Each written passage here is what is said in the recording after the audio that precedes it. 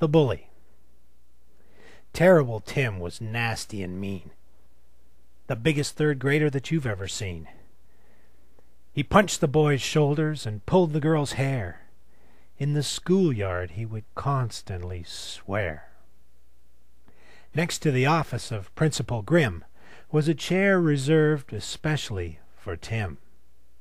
For hardly a day of school went by without Grim and Tim standing belly to eye. Now Grim was a fair man who did all he could, as any upstanding principal would. But Timothy really got under his skin. Sometimes he didn't know where to begin. Often when Jack was walking to school, halfway along as a general rule, Tim made it clear that he wanted Jack's lunch. He'd give it, or get Tim's world-famous punch. Sometimes Jack would pretend he was sick. Sometimes he ran to school very quick. But sooner or later something must give. Jack couldn't go on. This was no way to live. He decided to face Tim and take his best shot. And oh, what a best shot that Tim guy has got. That night there was no way to give Mom the slip. That night he would have to explain his fat lip. As Mom tucked him in, Jack finally let go. The tears in the story started to flow. Jack's mom just sat there. Her eyes were like pools. This kind of thing shouldn't happen in schools. I wish you had told me about this back then. I tried to be brave, Mom, like all other men.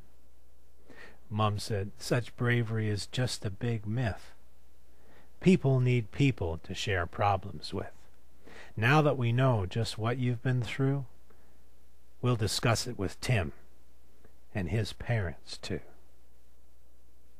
So Jack and his mom went to visit Tim's home, but when they arrived, they found Tim all alone.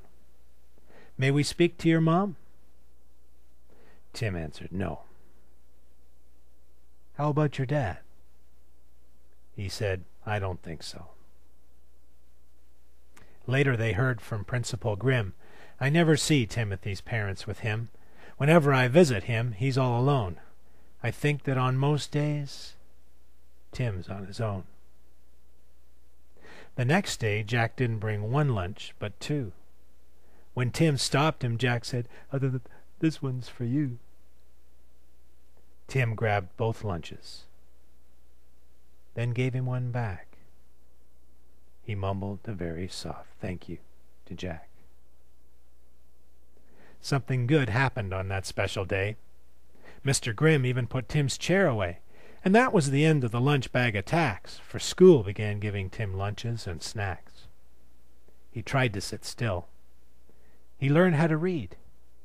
He showed them that he was a good guy indeed. The kids asked if Tim would like to play ball, and Tim, the slugger, could out-hit them all.